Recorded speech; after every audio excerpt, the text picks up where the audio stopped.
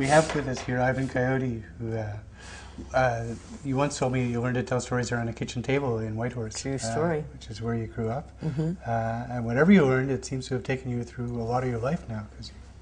Well, I hope not a lot yet. I guess I won't know for sure how far along I am in my life until it's over. But but you've toured a lot of the world now as a storyteller. Yeah. Where have you gone? Yeah. Well, all over Canada. Most of this, well, I still have a lot of states I haven't been to. Like, I haven't done really a lot of the southern states, but I've done, you know, the eastern seaboard. I've been up to Alaska. I've been to up to Yellowknife to tell stories. I've been to all communities all over the Yukon, and I've been to Amsterdam. I was in Cardiff, Wales in September. Yeah, I've story told in Berlin and Copenhagen. Yeah. I'm not as crazy as those slam guys. Those slam guys are all over the place, but yeah, I get around. Every single night, a different town. Yeah. Is that a lot of a storyteller's life then, moving from place to place? I don't know. I can't speak like for all storytellers. I speak only for the Union of Storytellers of One. But yeah, that's been my life for pretty constantly for the last couple of years. And how have you found that? Do you like touring? Do you like? Well, yeah. I mean, I always try to think of on the bright side of things. So there's things about touring I don't like, for sure. You know, I think when I got home this year in June, I've been on the road I got home on June 6th, and I had been on the road I had been in my own bed by that point in the year 21 nights. Oh, geez. And that was too much. Like, it killed my last relationship. I can blame touring. There's like a direct cause and effect. Like, do not pass go. It was like, you are gone too much. You know, it wasn't kind of like, well, it's kind of hard. It's like, I'm done. Oh dear. So that part of it's hard, I guess. You know, it's hard how do you keep a relationship in that sense of the word if you're on the road that much, unless you're like, if you're like a more higher profile guy, like not Canadian and not spoken word and not, you know, some form of activity where you could actually bring your partner with you a lot more, then that might be better. But it's definitely not a lifestyle for everybody. It's almost like a musician's life from the sound of it, spending a lot of your... I tour with bands a lot, so it's exactly like a musician's life, except for that maybe my gear's a little bit less heavy, you know. So what happens? You go into a new town and you've got an audience you don't know. How do you sort of... Are you scared before you do a show, or...? I think a good performer should always be a little bit scared of something before a show. You know, whether it be a stalker or forgetting your lines or whatever it happens to be. You know, it gives you that extra little adrenaline edge. So try to be scared of... No, I'm not scared. And, you know, it's my job. So, like, today I get to see Lorna, who I haven't seen since Calgary International Spoken Word Festival 2005, I think.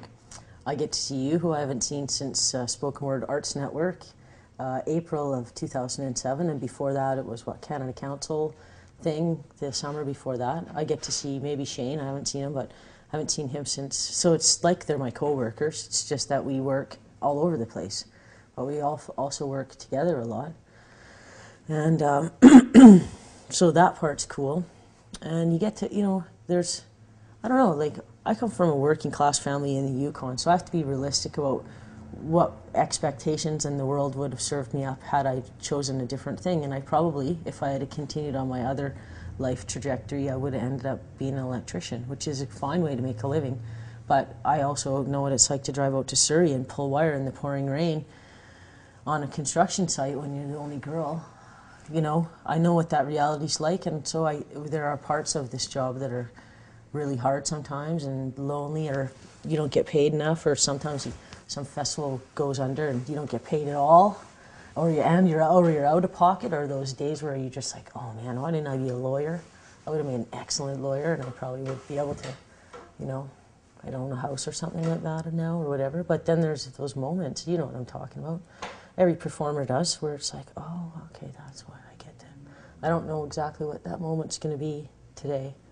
Probably have something to do with the kids. Like, now I'm in that point in my career where I get to, like, put back, they say, which is, I always find ironic, because that's where you get, like, the most cool stuff from. Like, I'm facilitating a memoir writing class with seniors starting next week at Carleton. So I'm going to get to, like, listen to 16 people, all over the age of 75, like their life story, help them write it down and save that for their families. Like that's really what storytellers are oral historians in my mind. You know, our major job, if we're doing our job properly, is to listen to people older than us and to talk to people younger than us. That's our job, eh? And it's even more vital. So I take it pretty seriously in that way. And I get to work with kids and old people a lot and other artists. And I get to play with some really amazing musicians. Like, if you look at the roster of people who I've had the honor of being on the stage with, I really get to play with some serious musicians. Like Veda Hilly's, I think, the best songwriter in Canada.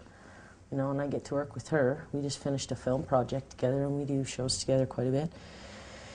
And just did a recording with her in May, and I get to work with Ray Spoon, great bluegrass player, amazing singer, great songwriter, getting better by the minute.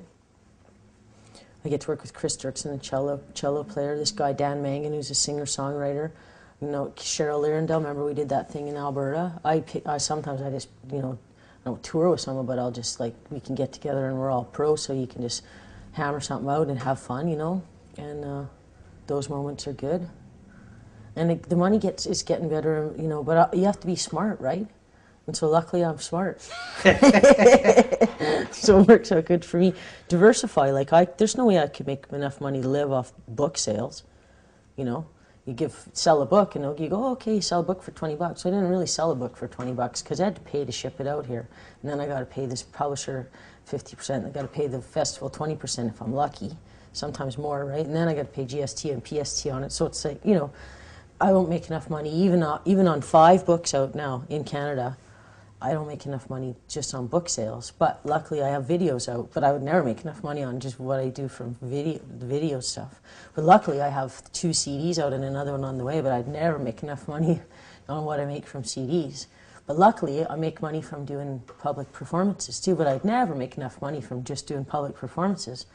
So luckily I do I write a column too, right? And so like that, and now it's added up to, after only 15 years really of working in a highly underpaid situation and keeping my day job for a really long time. I worked as an electrician when I first started out, and then I worked as an electrician in film, and then, you know, in the film industry, and so I you know, but then there's, I don't know, I wouldn't do it any different either. I can't imagine going back to pulling wire and going to the same place every day and working with the same guys and just talk about hockey and then make gay jokes and stuff and go back home. Wouldn't work. Wouldn't work now. I'm screwed now. When you were like 12 or 13 years old, how did you imagine that your life would evolve? Was it? I wanted to be a writer. You did? In grade 7, I remember writing a story. That was the first time I knew for sure, but I'd always written before that. You know, so I told my family I wanted to be a musician and a writer. And my dad said, well, everybody wants to be a musician and a writer, you know? And he said, I'm not saying don't do whatever you want to do, but, you know, you should really get a trade. So that's how come I did the electrician thing, you know? So if they asked me, you know, what would you tell kids? Go to trade school. Don't get some, like, oh, I probably shouldn't say that, $120,000 student loan. $120,000 student loan for a master's degree. Ouch. Or like film school, like this is what I tell kids too, like you don't have to go to film school necessarily to make a film. Like look into your options and learn by doing, right? You want to write a book, write a book. And then, okay, it might not be the best book you're ever going to write, but you're certainly going to be better at the end of that book than you are at the beginning. But don't quit your day job because there's a transitional period like every artist. And I know lots of great artists, and sometimes it doesn't have anything to do with the merit of their work, but they still have a day job. And that's largely because of a larger question about how we value art or don't in North American society. You know, compared to other places, like you go to Europe, see what you get paid to do a festival in Europe, see how you get treated in Europe. You know, you're respected. You're not treated like a welfare bum for not having a real job, right? I work harder than anyone I know. Well, they figure you got enough money to get the plane ticket to get over, so you must be okay. No, they pay for you to go over there, you know? And yeah, sure, yeah. Someone bought a plane ticket for you, so you must be good. It might be that. Yeah.